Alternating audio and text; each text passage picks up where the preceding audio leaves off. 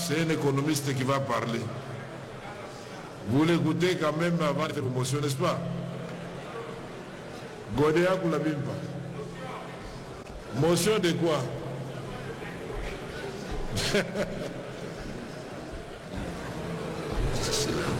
Merci, honorable président, pour la parole.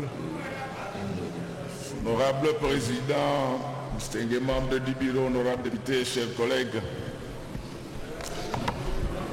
je voudrais d'abord vous le rappeler, parce que vous le savez mieux que moi, que le budget de l'État, c'est le cœur de l'État. Et donc, nous n'avons pas besoin d'un débat télégraphique.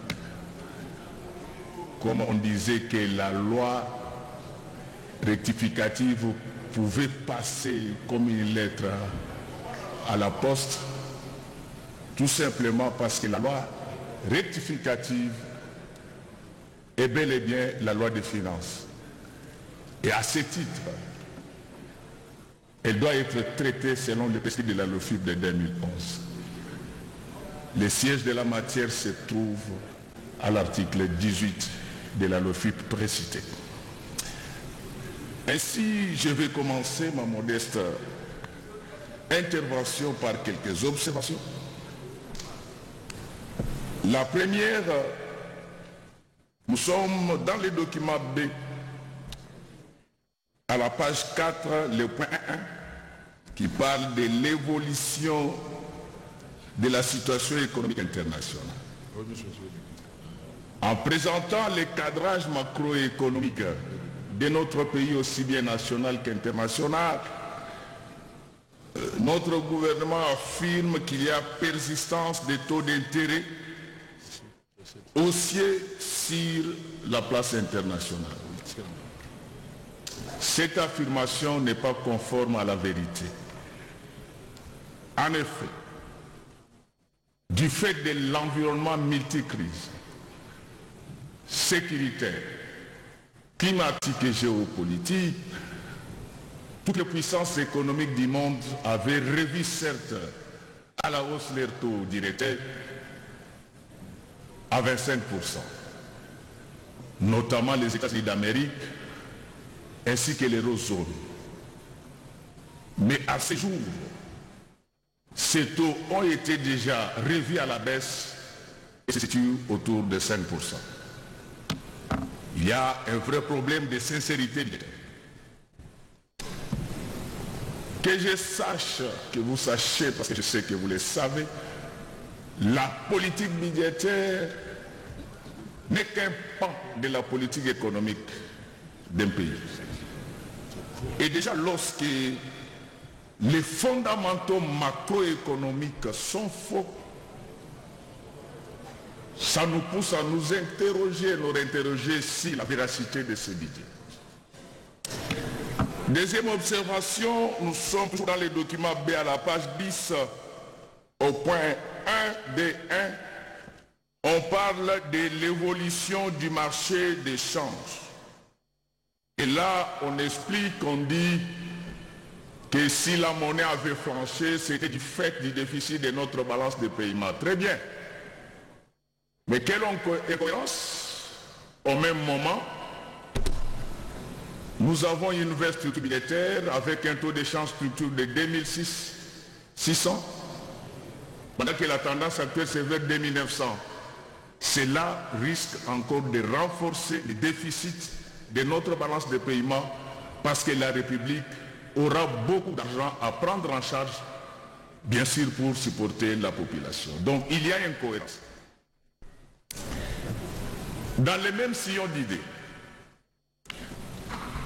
je suis toujours dans le document B parce il accompagne la loi rectificative. Je suis à la page 13. On dit au 30 juin 2024, il y a eu un excédent de trésorerie. Mais on constate avec regret que les enseignants sont en grève, les médecins sont en grève, les députés provinciaux n'en parlons même pas.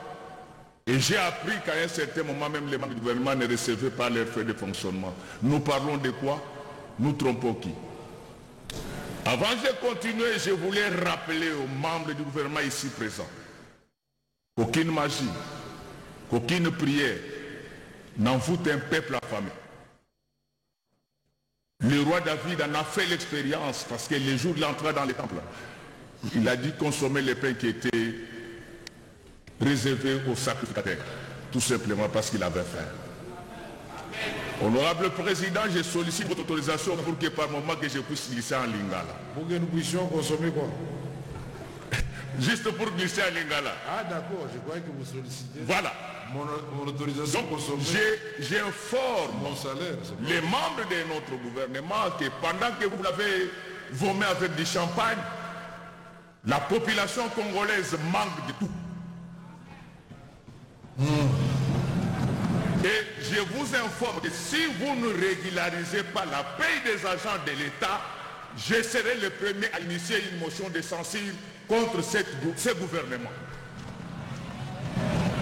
Nous ne sommes pas les enfants avec lesquels vous pouvez jouer pendant que vous roulez carrosse.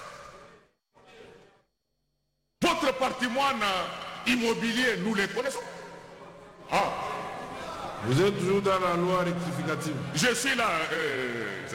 Et donc, je voulais dire ici qu'on ne peut pas parler de l'excédent de trésorerie pendant qu'il y a des gens qui ne sont pas encore payés.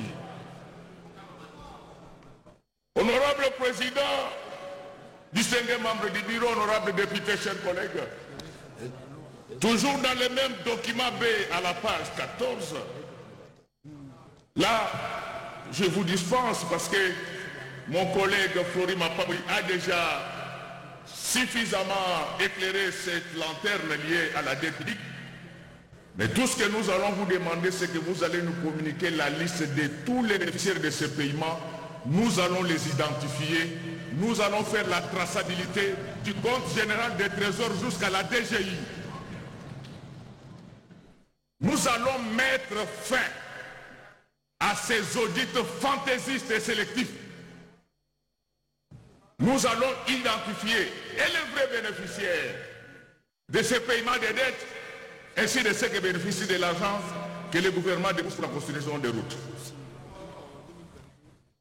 Toujours dans les mêmes documents, nous sommes à la page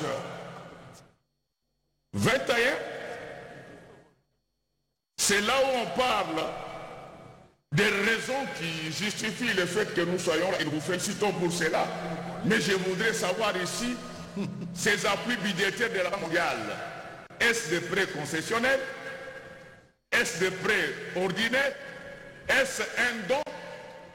Dans l'hypothèse où ça serait un prêt, quel est le service de la dette? Et quelle sera la durée? Et toujours dans les observations, je voudrais rappeler ici aux membres de mon gouvernement, donc vous m'excuserez, je parle à votre voix tout simplement parce que je n'ai pas une voix qui porte. Ce n'est pas que je suis fâché. Et je voulais dire ceci. Dans tous les pays du monde, les régies financières font partie des corps protégés. N'y travaille pas qui veut. Mais dernièrement, il y a eu une nomination des directeurs dans les régies financières. Les PV signés entre ces régies ainsi que les ministères de la fonction publique existent. Il y a eu le phénomène Nguru. On a nommé au grade des directeurs des personnes qui n'étaient pas désignées par les régies respectives. C'est en fait ça qui fait que nous n'avons pas de mobilisation massifiée des recettes. Qu'est-ce qui va se passer les jours où ces régies auront 1000 directeurs? Il faut travailler où? Honorable Président, j'ai fini avec les observations, je m'en vais maintenant poser. Vous avez fini avec l'intervention. C'est encore des observations, Honorable Président, et je suis dans mon temps d'intervention. Alors maintenant, la première question, je la pose au ministre du Budget, qui est un grand ami à moi. Il est ami à beaucoup de gens. Ça ne va pas influencer. Je retire. Non, c'est votre ami. Je retire. Ne retirez pas, c'est votre ami. Alors je pose la première question. Monsieur le ministre d'État, j'ai vu que dans le cadre de la rectificative, il y a une allocation de 60 millions de dollars pour la construction de la rocade de Kinshasa. De la La rocade de Kinshasa. Oui, qui parle des Mitendi. Oui, ceci équivaut à dire que vous nous ramenez encore dans la logique d'1 million de dollars par kilomètre de route. Il ne faut pas prendre les enfants pour des oeils sauvages. Nous avons dans cette salle les anciens dirigeants de l'OVD et de l'Office de route. Ces routes coûtent effectivement 400 000 dollars.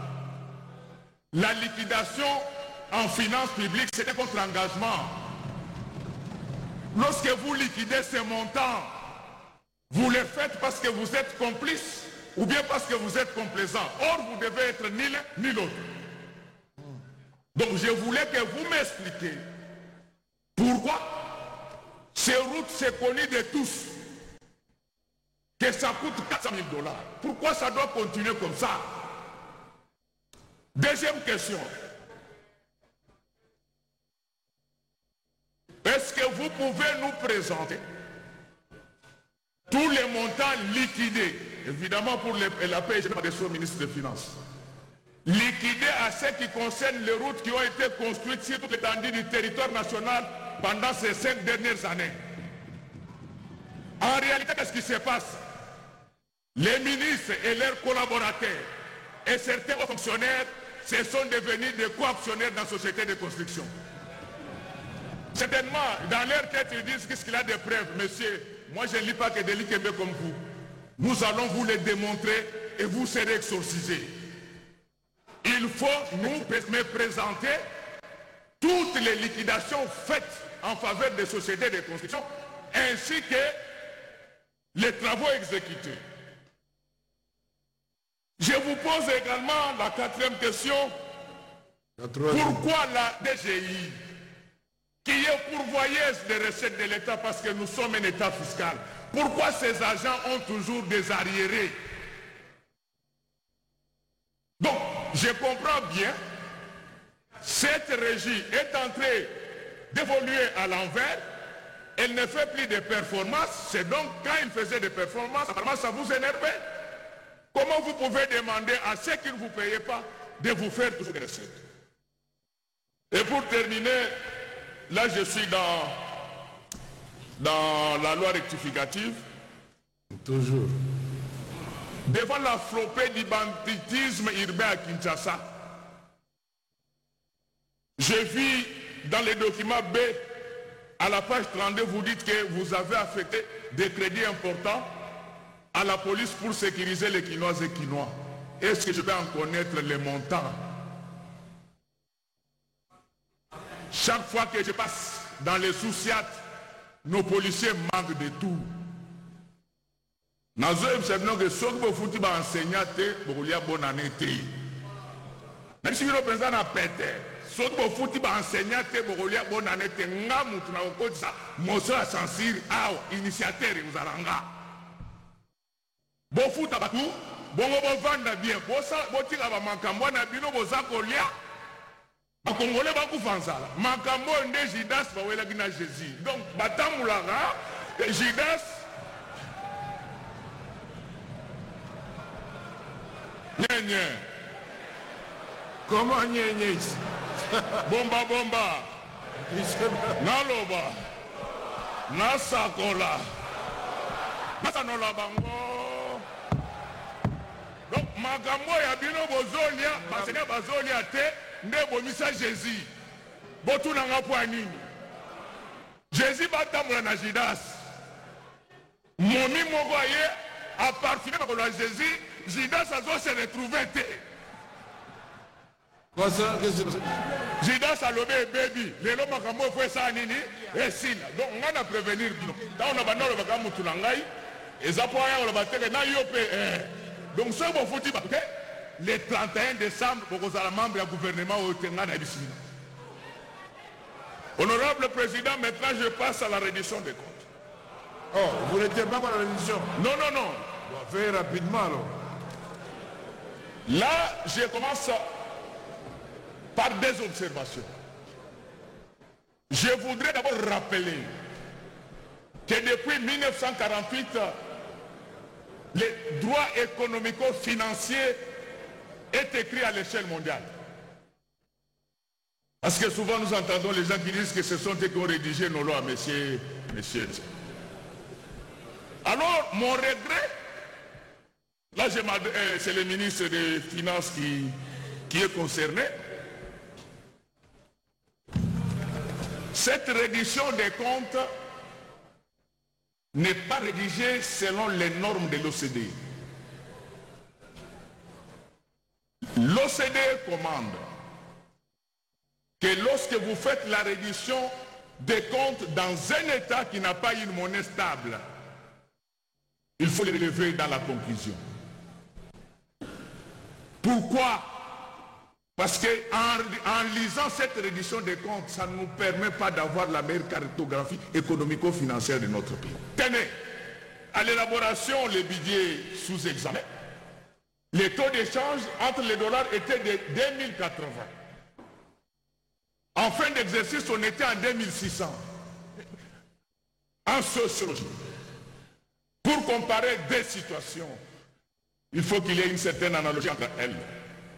Et cette analogie doit être soit des contextes, soit des structures.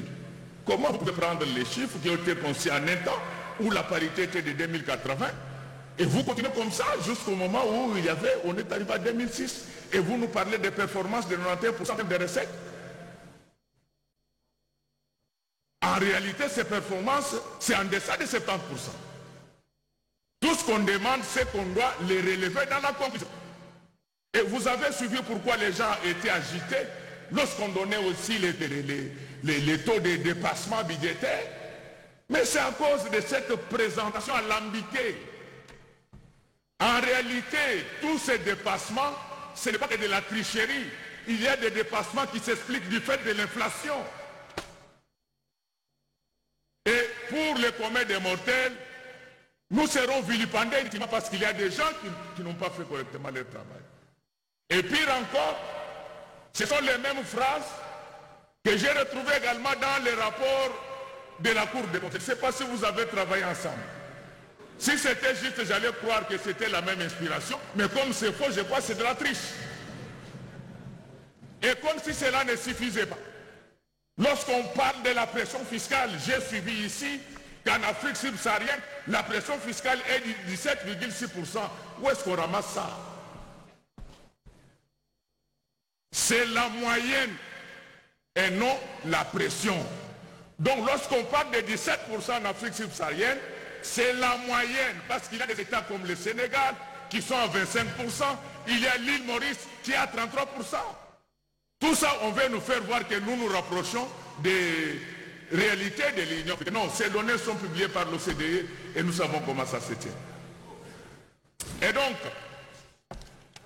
ces observations étant finies, je vais maintenant poser 4 questions au ministre des Finances. Encore. Première question.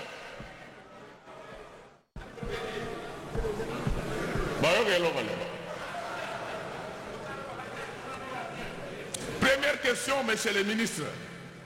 Quel a été l'apport des entreprises du portefeuille de l'État au budget que nous sommes en train d'analyser en termes de pourcentage? En termes de pourcentage. Ces entreprises, ce sont des canards boités pour la population, mais des vaches à lait pour les mandataires et ce qu'ils ont mis là-bas. On ne vous laissera pas faire souffrir ce peuple. La population a beaucoup souffert. Et si nous sommes là, c'est nous qui représentons légitimement l'ensemble des 100 millions de la population congolaise. Donc, je n'aime pas de tâtonnement. Parce que si vous tâtonnez, monsieur le ministre, ça va déboucher sur une question orale et sur une interpellation. Alors, je le sais très bien, j'ai été président d'un organe de Liban. Voilà. Honorable Godin, oui. Deuxième question. Honorable président, je pose les 3 questions. Non, je ne vous arrête pas. Tout ce que vous demandez, c'est de changer le ton. Et pas vous écouter tout en parlant. Mais merci beaucoup. Merci beaucoup, honorable président. Je l'avais déjà dit que ma voix ne porte pas. Et pour me faire entendre, je dois... Merci. Alors maintenant, je vais faire un effort pour parler comme Monseigneur Monseigneur. Deuxième question, monsieur le ministre.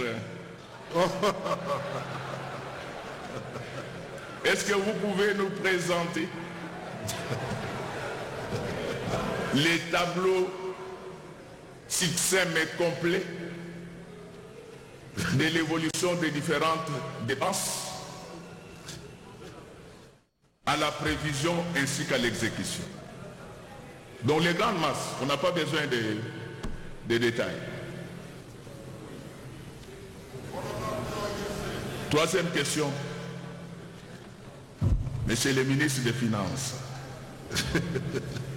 est-ce que vous pouvez me donner la liste complète des primes que touchent la première ministre, les ministres, les DG, les fonctionnaires? Et je suis sérieux. Non seulement que je demande ces listes, je me constitue déjà aviseur. Je dois m'assurer que tous les bénéficiaires de ces primes ont payé leurs impôts à la DGI au titre de l'IPR. Si cela n'est pas fait, ça va déclencher la motion à laquelle je présente raison. Honorable Président, j'ai dit et je préfère m'arrêter là.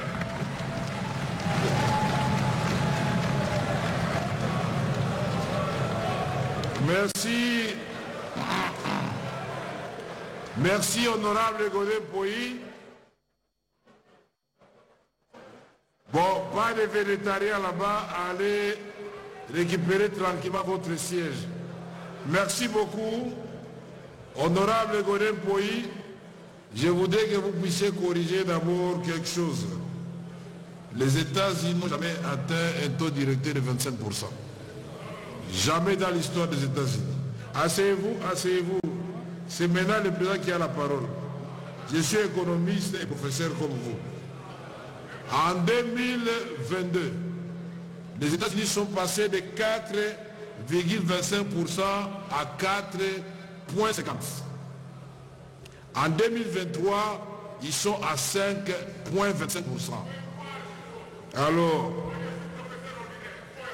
non, ça n'a rien à voir avec le professeur. Ça n'a rien à voir. Calmez-vous. Les données sont... Les données, vous pouvez les avoir. 25% là, même la Banque européenne n'a pas de 25%. Non, non. Soyez humble, monsieur le pasteur, professeur ordinaire. Soyez humble, je vous prie de vous asseoir. Vous avez parlé, je ne vous ai pas contredit. Mais en tant que président de l'Assemblée nationale, j'ai l'obligation d'éclairer la lanterne de chaque député ici. Je suis... Asseyez-vous là-bas. Asseyez-vous. Asseyez-vous, monsieur Godin Poyi. Ceci n'empêche en rien que vos observations soient retenues et que les questions que vous avez posées aux différents ministres méritent réponse. Donc ici, vous avez posé un certain nombre de questions au ministre du Budget sur notamment la rocade qui coûte 60 millions de dollars. Et vous avez dit que ça nous ramène à un taux de 2 millions, le coût de 2 millions de dollars de kilomètre. Le ministre vous répondra. Alors que le prix connu est de 400 000 dollars le kilomètre. Vous avez posé la question si le ministre des Finances pouvait vous donner toutes les liquidations qu'il a faites concernant les routes et les bénéficiaires. Vous avez souligné qu'en réalité, beaucoup de ministres sont devenus des associés des sociétés qui réalisent les routes. Pourquoi la DGI aujourd'hui requis alors que nous sommes dans un régime trop fiscalisé et les agents ont des arriérés. Devant les banditismes urbains, vous voulez savoir quel est le montant qui a été retenu pour combattre ce fléau. La reddition des comptes, depuis 1948, vous avez dit, ça ne commence pas maintenant, et vous avez posé un certain nombre de questions au ministre des Finances. La première question, quel a été l'apport des entreprises publiques dans le terme de pourcentage dans les budgets sous examen. Vous avez demandé les tableaux succincts des dépenses en prévision et exécution. 3. Vous avez demandé la liste complète des primes que touchent la Première ministre et tous les mandataires publics, faute de quoi vous vous constituez en aviseur et que vous allez frapper des déchéances d'une motion l'ensemble du gouvernement. Pour le reste, nous sommes entre scientifiques. Vous allez apporter votre source, je vais apporter la mienne. Ça ne sert à rien de s'énerver, je ne m'énerve pas. Je vous donnerai la parole. La prochaine fois, vous allez indiquer la source et tout le monde va la vérifier, de 25% des taux directeurs aux États-Unis. Même pas au niveau de la Banque européenne. Même pas la base. Merci beaucoup. Alors, je passe la parole à l'honorable Kirivita. Il n'est pas là, c'est sans objet. Merci. Nous passons. Mais vous m'avez fait un papier avec l'honorable Kirivita. Et notre papier avec Carly. On retient lequel?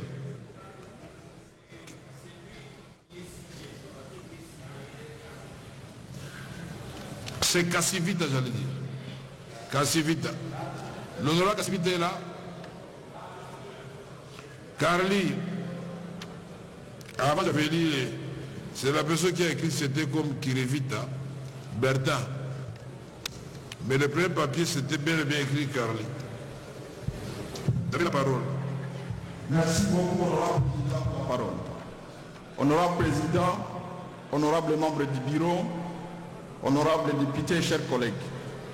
Je ne voudrais plus revenir sur toutes les considérations et analyses faites sur les deux projets de loi, la loi sur la reddition, mais aussi la loi des finances rectificatives.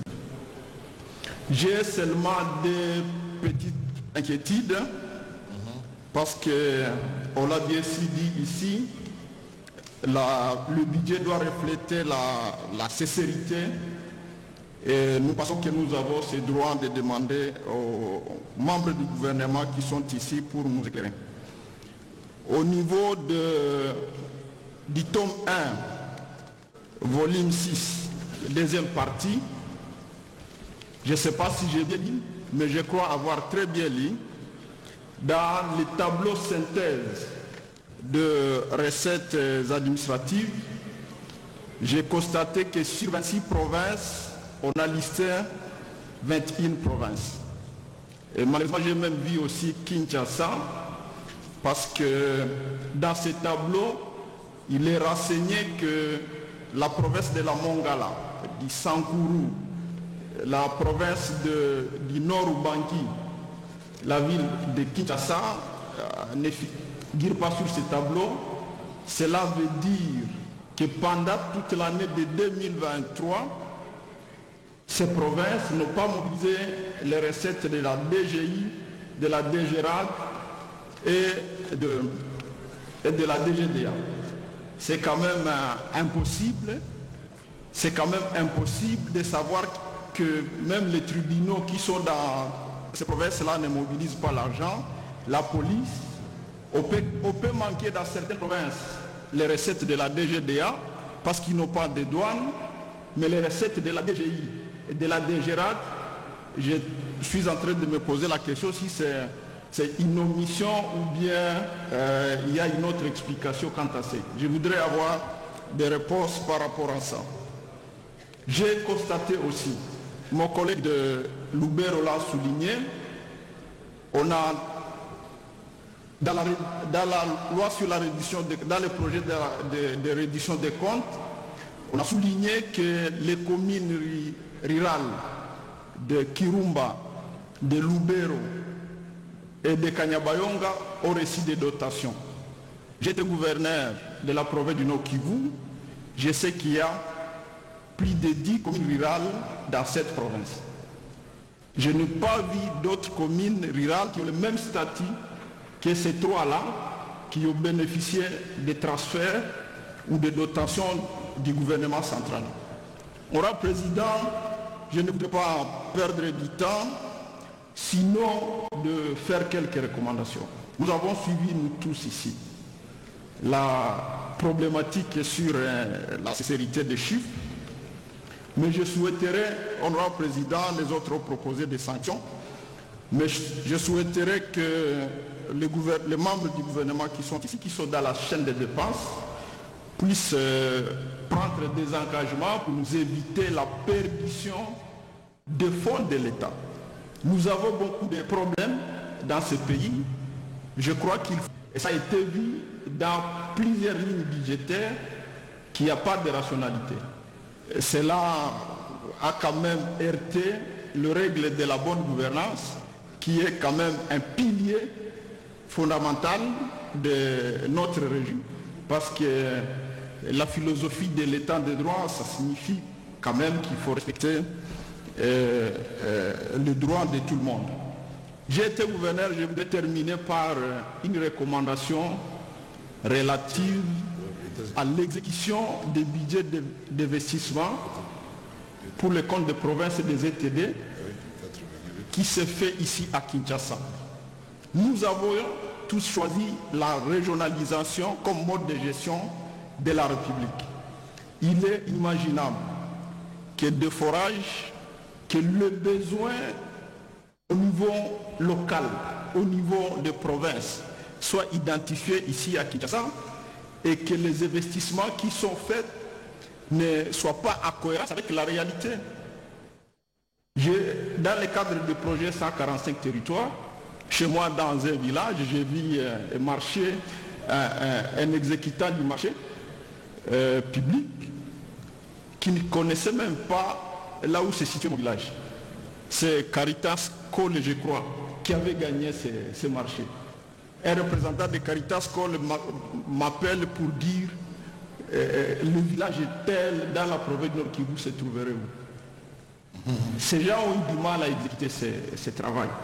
Je crois que nous devrions comprendre qu'il y a des compétences au niveau de la province, qu'il y a des compétences au niveau aussi de nos ETD et qu'il faut responsabiliser les provinces. On a choisi ce mode de gestion du pays parce que plus de 32 ans, nous avions constaté le faille de la centralisation du pouvoir.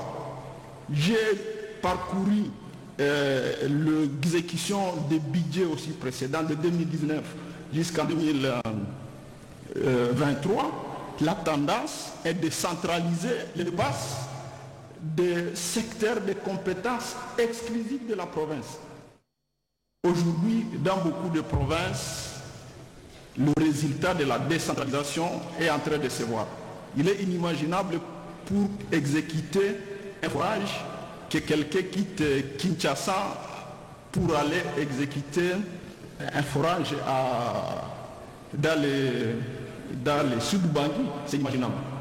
Déjà, les coûts de transport, les coûts de logement, ça implique les prix. Nous voudrions bien rationaliser les dépenses pour répondre aux priorités de l'État. J'ai fini en recommandant par rapport à la diplomatie. Parce que j'ai vu que dans la loi des finances rectificatives, vous voulez acheter d'autres maisons pour nos ambassades. C'est bien, il faut avoir une diplomatie forte, une diplomatie de prestige. Mais à l'ère de la mondialisation aujourd'hui de la technologie, je crois qu'il n'est pas nécessaire d'avoir des ambassades et des missions diplomatiques dans tous les pays du monde, même là où la RDC n'a pas des intérêts. 7,1% d'autre part. Prenons un cas pratique, Monsieur le Président. Attendez, donc 17% de réalisation ou bien 6%? Soit 17 d'autre part. Ok, c'est bon. Allons-y. Prenons un cas pratique d'après le tome 1, volume 5, édition de compte de ministère. Dans la section 38, de la page 32 à la page 38, la rubrique réhabilitation des infrastructures scolaires dont les provinces avaient pour prévision une somme de 1 522 995 818, dont engagement 0, liquidation 0, ordonnancement 0, paiement 0, disponible 1 522 995 818, soit la somme reprise à la prévision et le taux d'exécution 0. Et à ce même rythme, toujours dans le même document et page précitée, nous pouvons remarquer aussi les rubriques telles que construction du complexe scolaire enfant Ngaliema, dont la prévision est de 757 644 204, réhabilitation de 4 instituts d'humanité secondaire Ngaliema, dont la prévision est de 1 560 404 570 francs congolais, pour en citer que celles-là, en tout pour engagement 0, liquidation 0, ordonnancement 0, paiement 0. Disponible. Les sommes de prévision budgétaire sont reprises et les taux d'exécution 0. Dans son rapport de la Cour de compte, la Cour de compte avait demandé au gouvernement de se justifier sur la problématique de la sous-consommation ou de la non-consommation de crédits alloués à certaines sections.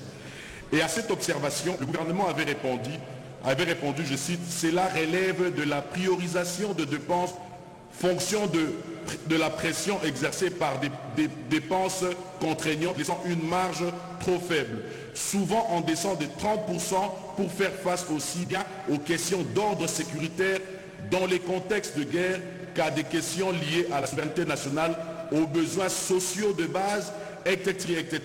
Dans ces contextes, il arrive que la contrainte budgétaire de l'État étant serrée, certaines dépenses s'en trouvent évincées. De ce fait, Monsieur le Président, le gouvernement n'a pas évoqué le critère d'appréciation dont fait-il usage pour évincer des dépenses prévisionnelles allouées à un secteur bien déterminé au profit d'un autre secteur pour qu'il considère prioritaire. D'où, n'est-ce pas que le secteur de l'éducation est une question liée aux besoins sociaux de base, dont il mérite d'être priorisé autant que d'autres secteurs prioritaires dans sa réalisation. Et à ce jour, c'est avec un grand regret que nous constatons que la circonscription de la Lukunga dans la ville de Kinshasa, ma base électorale, s'est vue privée d'une construction du complexe scolaire enfant Ngaliema et la réhabilitation de 4 instituts d'humanité secondaire Ngaliema sans aucune raison valable de la part du gouvernement, alors que cela est une priorité majeure, d'autant plus que la réussite de la gratuité de l'enseignement de base est étroitement liée à la construction des infrastructures scolaires publiques. Remerciez-moi puisque vous êtes en train de vous répéter maintenant. Comment, Monsieur le Président? Il faut chiter. Merci. Vous répétez. Merci. Curieusement, les mêmes prévisions budgétaires sus-évoquées sont reprises identiquement dans le projet de loi de finances pour l'exercice 2025, document 6 développement, par titre d'estimation de crédit de l'exercice 2025. Merci, Président, je vous remercie. Je recommande vivement au gouvernement de travailler efficacement pour pouvoir mettre à la disposition de chaque secteur les crédits qu'ils vont utiliser pour rencontrer leur plan d'action. Merci. Merci. Tout dans le temps, je savais que la jeunesse va vibrer. Félicitations pour votre premier président. Mais cela dit, honorable Fambé, l'éducation, c'est un secteur important. Mais si la guerre se déclenche en Ngaliema, je ne sais pas ce que vous allez mettre avant. C'est l'éducation ou la sécurisation. Donc dans la priorisation du gouvernement, la défense du territoire, la sécurité passe avant. Mais j'aimerais aussi que l'éducation, qui est la base, plus la recherche, la base de tout développement dans un pays, ne soit pas laissée dans l'oubli. Je suis d'accord avec vous quand vous reparlez des 0,0 autour des chiffres qui avaient déjà été pourtant budgétisés, que vous prêchiez pour vos 4 écoles de Ngaliema. C'est ça votre rôle aussi. Et nous allons vous soutenir là-dessus, que chacun prêche pour sa chapelle, mais attendez la grande messe qui aura lié avec les 145 territoires quand même. C'est à ce moment-là que nous allons entrer dans les détails, n'est-ce pas? En tout état de cause, félicitations. Merci. Nous demandons à l'honorable Steve Mbikai de se préparer parce que tout à l'heure j'ai fait sa plaidoirie. Je l'ai vu bouger et il s'agit de AAP Code et Alliés. Liste des intervenants, nous commençons par le roi Steve Mbikai lui-même. Suivi de Désiré Katembo, honorable Alfred Nzondomio, encore un jeune qui va certainement vibrer aussi tout à l'heure. Honorable Katembo Tade, je commence à vous connaître de petit à petit. Après 6 mois, je connaîtrai chacun de vous. On a Steve Mbikai. C'est AAP Code et Alliés. Bien sûr. Voilà. Merci beaucoup pour la parole. Honorable Président, chers collègues députés, j'aime bien le titre d'une chanson de musicien congolais qui s'appelle Oazeko, qui avait dit « Que demande le peuple ?» Quoi ça? Que demande le peuple? Ça veut dire en français bien lingala. En français. Ah d'accord. Je pense qu'on doit toujours se poser cette question, avoir la réponse et travailler en fonction de ce que veut le peuple. Jamais le peuple vous dira que qu'est-ce que tu veux, je veux les informations ce soir qu'on fasse compte rendu du gouvernement par le porte-parole. Mais je vois ici, quand je vois la gestion des comptes, il y a des ministères tels que communication qui dépassent les 3000% leur budget. Mais quand vous regardez ce que veut le peuple, c'est quoi? C'est soigner, c'est manger, c'est envoyer les enfants à l'école. Mais quand vous regardez dans ces rubriques-là, vous verrez qu'il y a des crédits qui n'ont pas été consommés. Et ce n'est pas explicable quand nous savons que nous avons le problème de la gratuité de l'enseignement qui demande beaucoup d'argent. Comment expliquer le crédit alloué à ces ministères, notamment ce qui concerne la paie du personnel, ne soit pas consommé? Il y a notamment le crédit qui est, n'est-ce pas, affecté à l'achat du matériel. Ici à Kinshasa même, il y a des écoles sans bancs. Et comment un tel crédit peut être non consommé? Et aujourd'hui, les anciens sont en grève. On n'en parle pas assez à l'école primaire. Ça fera bientôt 2 mois que les enfants ne vont pas à l'école. Donc ça devient irrécupérable. C'est la conséquence de cette gestion. Monsieur le ministre, vous êtes warrior, comme on vous a appelé, votre gouvernement. Warrior veut dire en français guerrier. Eh bien, vous étiez à la demande de warrior. Passez. Ça veut dire guerrier. Le guerrier, c'est lui qui tue, qui massacre. Moi, je pensais que vous deviez massacrer la misère. Mais par contre, vous avez massacré le peuple. Parce que le peuple était ailleurs. Et à ma connaissance, chers collègues, on nous appelle autorité budgétaire. Et qui dit autorité fait penser à une sanction.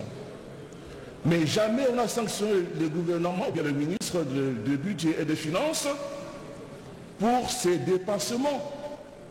Et ça devient une habitude. On vote une loi qui n'est pas respectée. Après, il vient ici, il nous parle. Il y a même des collègues qui ont le courage de venir défendre le ministre. Non, monsieur, ça, ce n'est pas notre rôle.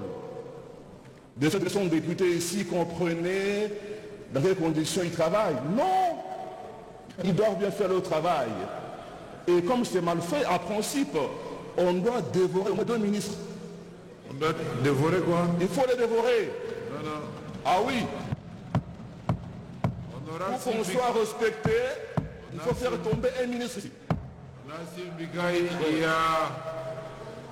Il y a le lexique, il y a le mot approprié ici chez nous. Nous ne sommes pas des cannibales. On ne va pas dévorer les ministres. Il faut retirer ça et utiliser un mot qui convient. Ok, on n'est pas carnivore.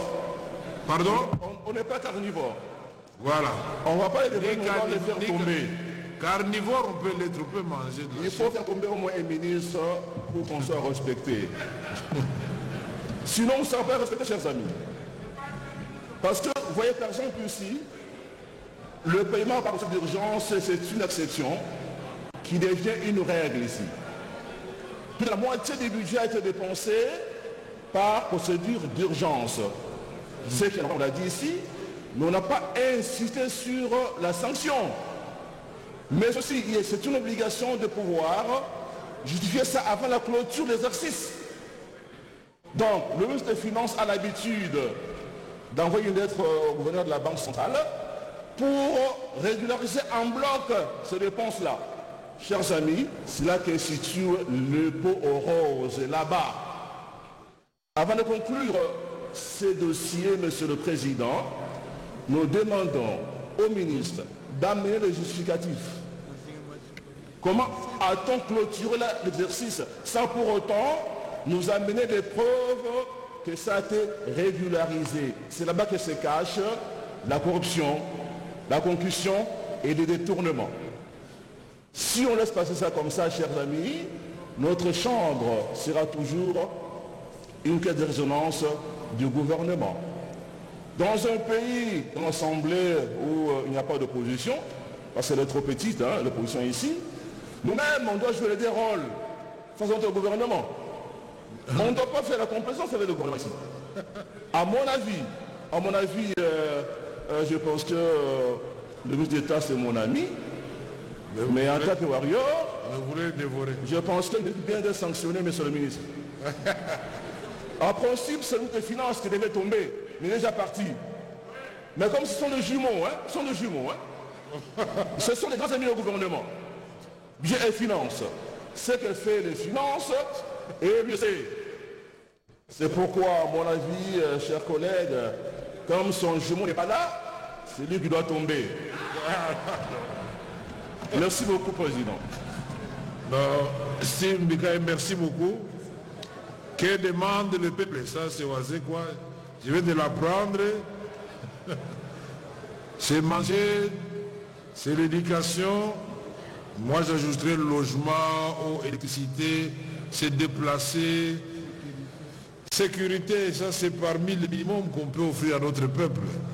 Et donc, les crédits non consommés des secteurs sensibles, comme l'a dit Steve Mbikaï, ne se justifient pas. Les 2 mois que les enfants viennent de passer à la maison, c'est catastrophe. Je crois qu'il y a des normes au niveau de l'UNESCO qui peuvent conduire à l'UNESCO de déclarer l'année blanche ici en République démocratique du Congo. C'est pourquoi en recevant la ministre d'État à l'Éducation nationale, c'est ça le malheur. Quand on est chef d'un secteur, alors que ce secteur-là, il est horizontal, et on voit seulement la ministre d'État de l'Éducation. Mais ce n'est pas elle qui produit l'argent. Elle aussi, elle souffre. Tout à l'heure, vous avez pointé du doigt les ministres d'État du budget et les ministres des Finances sortant en épargnant les nouveaux, effectivement, puisque je pense qu'il a abandonné les urgences. Mais attention, l'argent qui sort, ce n'est pas les ministres d'État du budget qui en bénéficient, ni celui des Finances. Donc nous devons remettre de l'ordre partout. Si vous voulez que les ministres des Finances soient performants, l'ordre doit rentrer partout. Et vous savez exactement qu'aujourd'hui, et nous l'avons vécu à un moment donné, il y avait des généraux qui venaient mettre dans les coffres les ministres des Finances. Vous devez payer tout de suite et maintenant. Et il y a des ministres très puissants qui ont mis certains agents des ministères des Finances dans les coffres. Si vous ne payez pas, vous ne sortez pas de mon coffre. Donc l'ordre doit rentrer partout. Puisque quand on vous présente des plans de trésorerie et on vous montre qu'il y a des difficultés, on est d'accord, mais ça ne veut pas dire que nos amis doivent aller transformer l'exception en règle. C'est que moi je voudrais dire, tout n'est pas urgent. Et c'est comme ça qu'en toute transparence, ils nous répondront où c'est toutes les urgences et à l'ECOFIN, vous allez aller dans le détail. Puisque ici, nous avons accepté d'examiner 2 projets de loi, mais ils vont être envoyés à l'ECOFIN pour approfondissement. Et les 2 ministres seront là pour répondre aux questions. Vous n'épuisez pas toutes vos questions aujourd'hui. Je vois qu'il y a les mêmes questions de crédit, ça revient. Et donc, nous passons non, il ne faut pas dévorer le ministre. Nous ne sommes pas des cannibales ici. Carnivores peut-être, puisqu'il y a des gens qui mangent la chèvre, l'impakassa et tout ça. Mais cannibales, non, on ne va pas dévorer le ministre. Nous demandons donc à l'honorable, après l'intervention musclée de Steve Mbikai, nous demandons à l'honorable Désiré Katembo, qui va dire certainement que c'est sans objet. C'est le président du groupe parlementaire qui a parlé et vous voulez parler après lui. Bon, Désiré, vous avez la parole.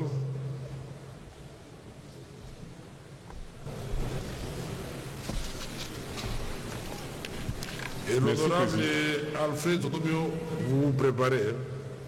Merci, Président, pour la parole.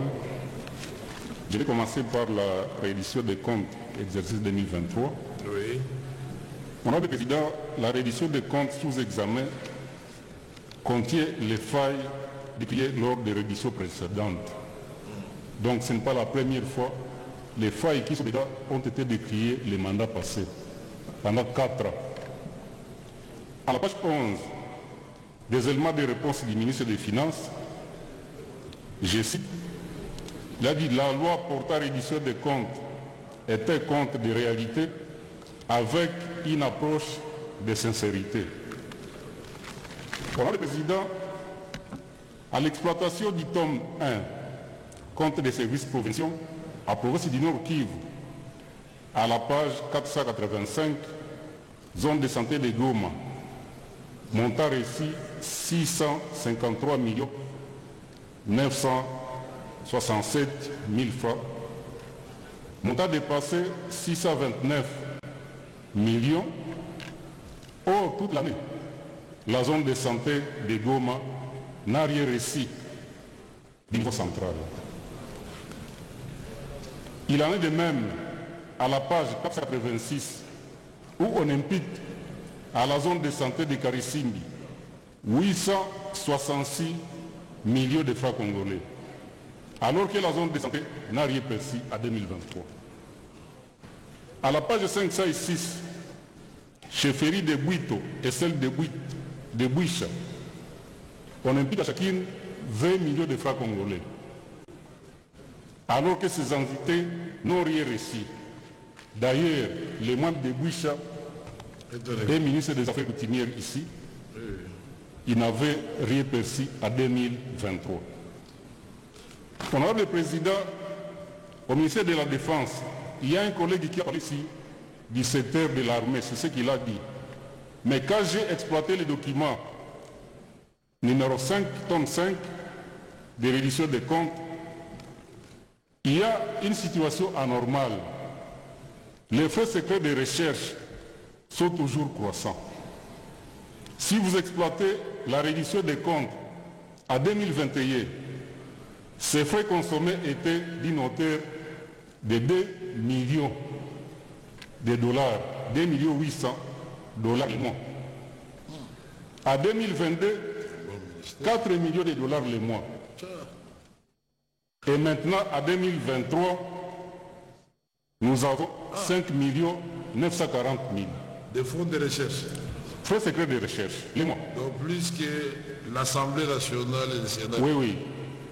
Président, à la page 158, vous allez constater qu'il y a eu un dépassement de 645% pour ces seuls dépenses. Et c'est au niveau seulement de l'état-major général. Les autres services ont aussi perçu des frais secrets de recherche, mais ce que j'ai dit ici concerne seulement l'état-major général. Et si vous prenez 5 940 000 $ le mois, divisé par 30, donc pour les frais secrets de recherche, on dépense 200 000 $ par jour. Par jour. Pendant le président, la Caisse nationale de péréquation, on a payé les personnels à 100%, mais on n'a pas donné les moyens pour la mission pour laquelle la Caisse nationale de péréquation avait été créée.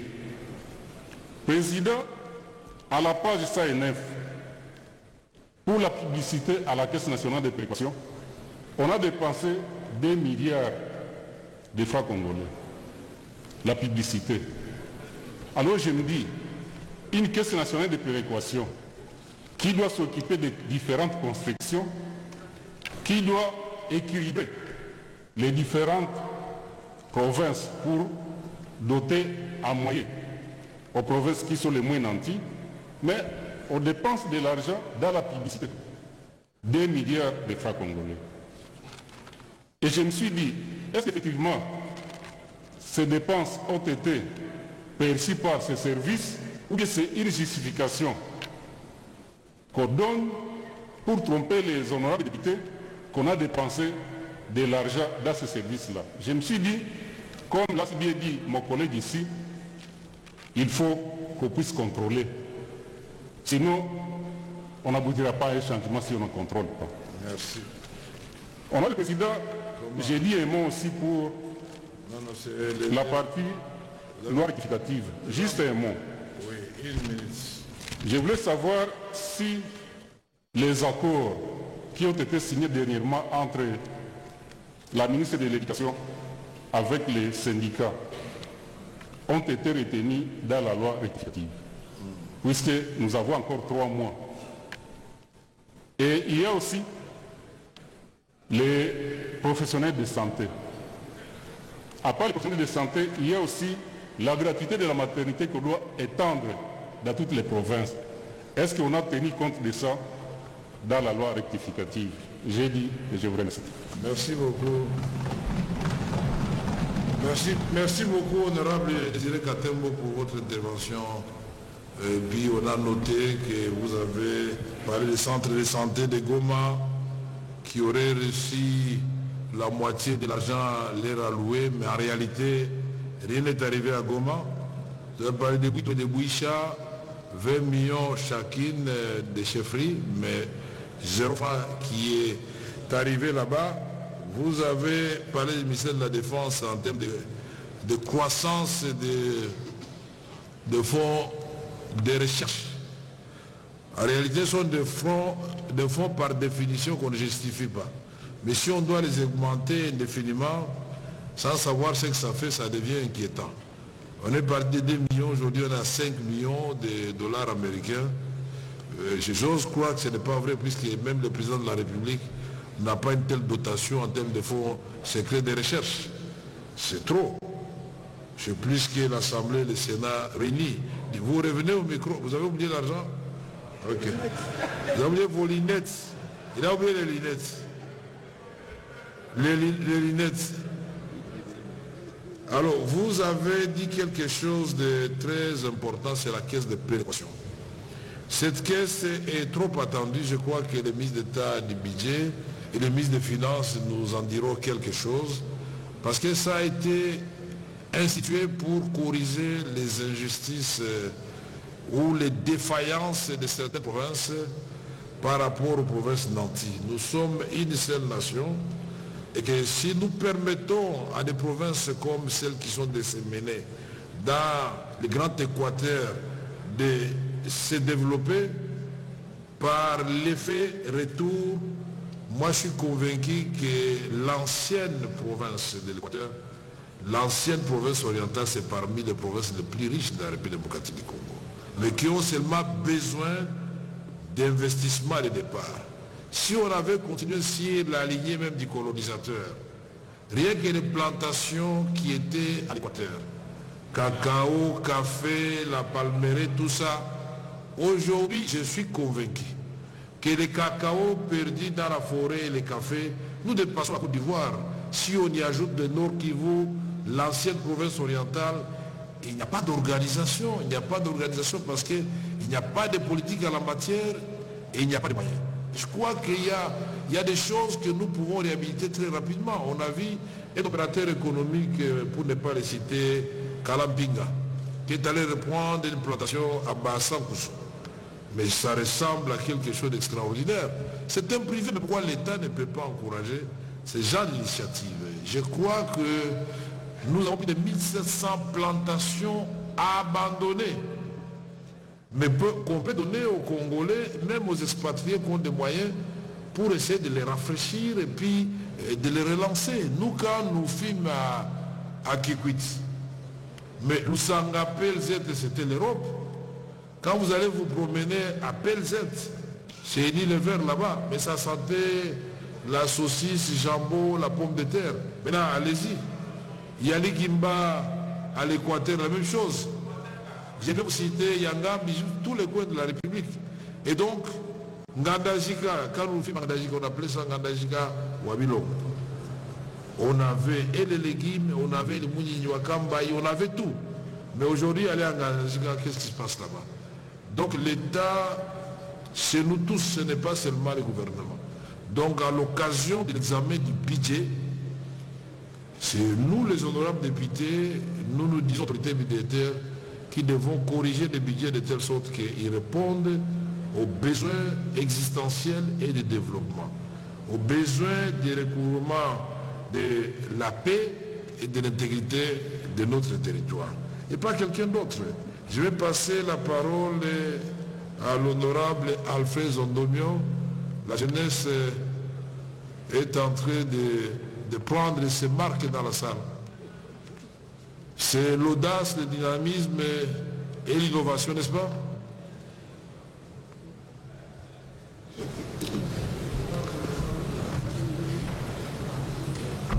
Oui, c'est le fils de l'ancien président de l'Assemblée nationale. Madame est en train de demander. Et l'autre, c'était le fils de l'ancien gouverneur bis de la téléfamille. Honorable membre du bureau, honorable député, chers collègues. Je voudrais, à l'occasion de l'examen de projet de loi rectificative et de reddition de comptes, revenir sur une évidence. Il n'y a pas d'immunité devant le tribunal de l'histoire. Honorable Président, nous sommes et serons tenus pour responsables de tous faits et gestes que nous commettons aujourd'hui. Honorable Président, je note, puisque je ne sais plus lire, deux constats. Le premier, je le qualifie de contradiction épistémique. Le deuxième, je le qualifie de paradoxe ontologique. Je veux dire ceci. Le gouvernement est nommé par le président de la République, quoi qu'émanant de notre chambre parlementaire. Et le président de la République, hormis les secteurs de sécurité et de défense, s'est fixé 4 axes prioritaires de gouvernance, je veux dire l'éducation, la santé, l'énergie et l'agriculture. Mais à voir, et cela avait déjà été dit, je reviendrai sur ce qui est plus utile. Dans le secteur de l'éducation, il y a grève. Dans le secteur de la santé, il y a grève. Dans le secteur de l'énergie, et il y a un instrument important, surtout pour l'électrification rurale, que le président de la République a mis à disposition du peuple congolais, un service public appelé ANSER. Je note 0% du taux de décaissement pour ces services clés et qui tient, n'est-ce pas, aux besoins primaires de nos populations, essentiellement concentrés dans nos territoires, c'est-à-dire vivant en milieu rural.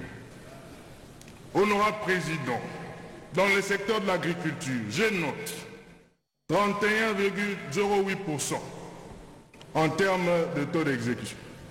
Ceci est à la limite injurieux pour notre population essentiellement agricole. Je ne reviendrai pas sur ce qui avait été dit tout à l'heure, que dans la loi rectificative, aucun projet ne concerne le Grand Équateur, pour ne pas parler du Sud-Ubangi, que ma province.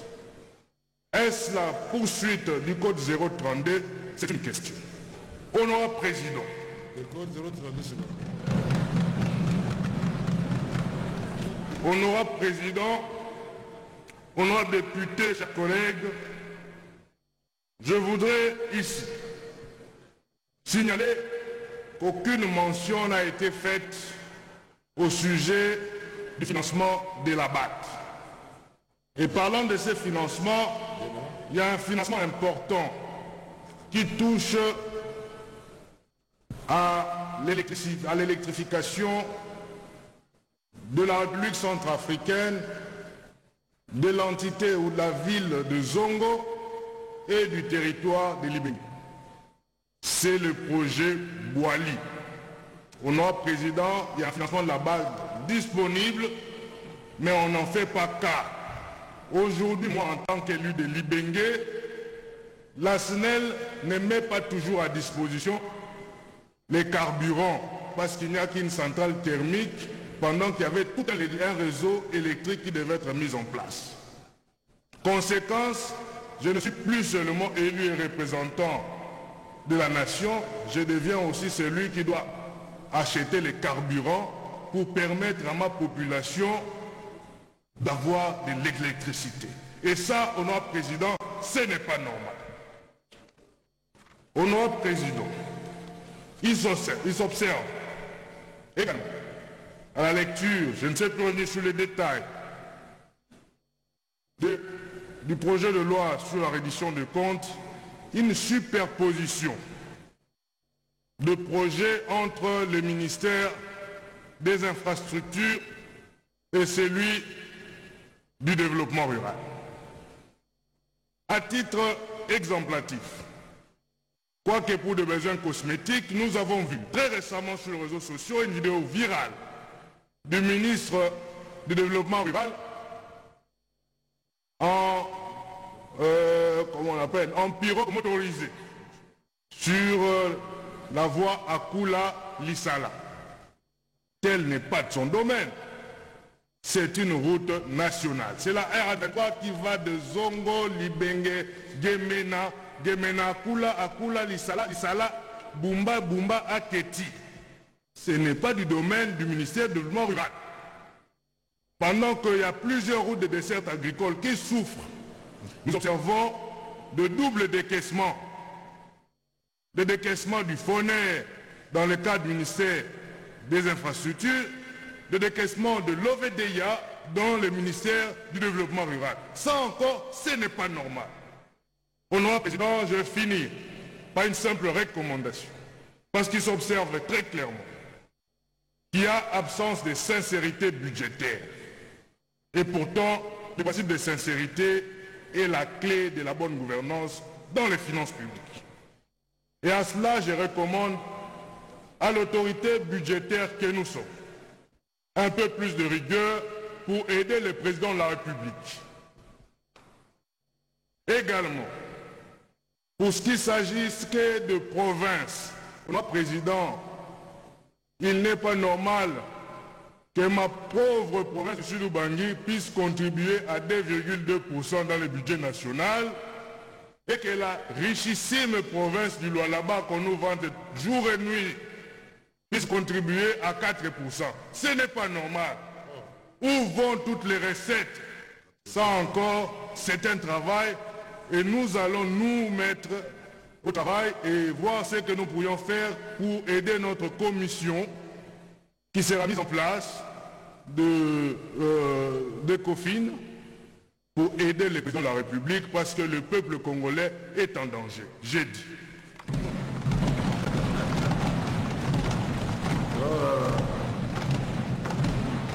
Merci, honorable Zondomio.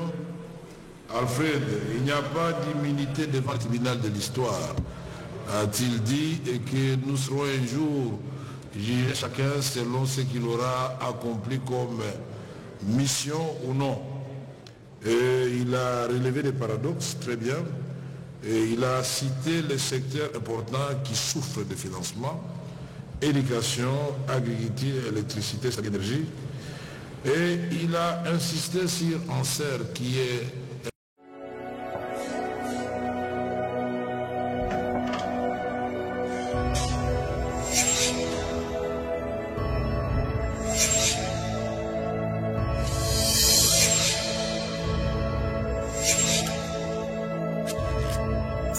Abonnez-vous sur Pifo Télévision, vous informer sur notre devoir.